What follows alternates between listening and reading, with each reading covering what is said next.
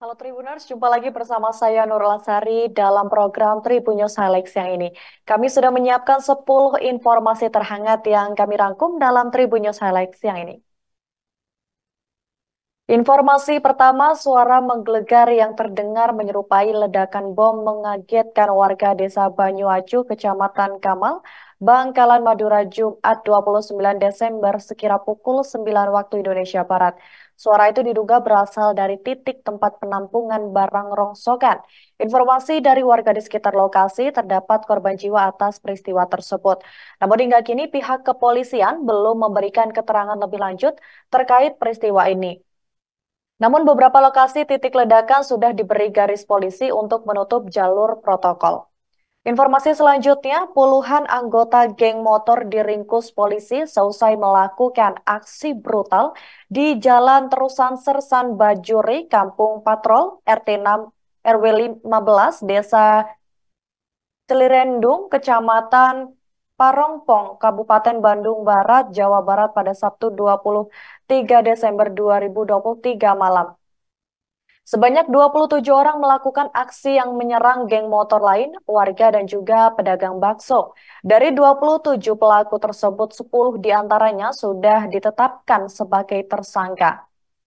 Kita beralih ke informasi ketiga Tribuners, seorang pemuda berinisial BA 22 tahun ditangkap polisi lantaran diduga menganiaya anggota Polda Nusa Tenggara Timur.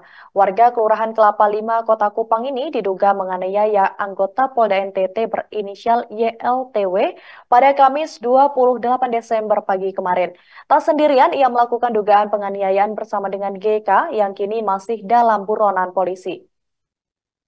Kita beralih ke informasi keempat selama 1 bulan terakhir. Polda Jawa Tengah bersama dengan Detasemen Khusus 88 Anti Teror meringkus 12 terduga teroris di wilayah Solo Raya. Kapolda Jawa Tengah Irjen Ahmad Lutfi mengatakan pengamanan wilayah di Jawa Tengah masih terus dilakukan, terutama menjelang pemilu 2024.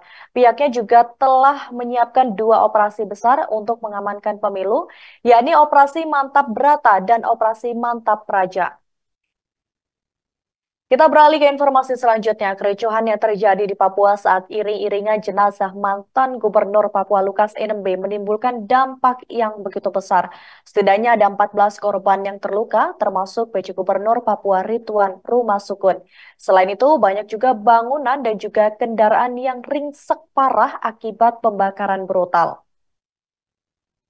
Informasi selanjutnya, Koordinator Masyarakat Anti Korupsi Indonesia, Boyamin Saiman, bakal menggugat keputusan Presiden Joko Widodo terkait pemberhentian Firly Bahuri sebagai Ketua Komisi Pemberantas Korupsi ke Pengadilan Tata Usaha Negara jika putusannya adalah memberhentikan dengan hormat.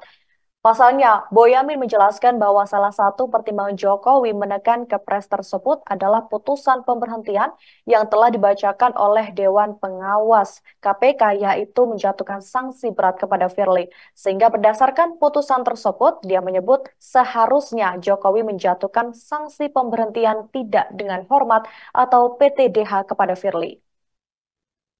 Informasi selanjutnya, Tim Nasional Pemenangan Anies Baswedan dan Mohaimin Iskandar buka suara soal kasus penggelapan pajak dan tindak pidana pencucian uang yang menyeret Indra Charismiaji.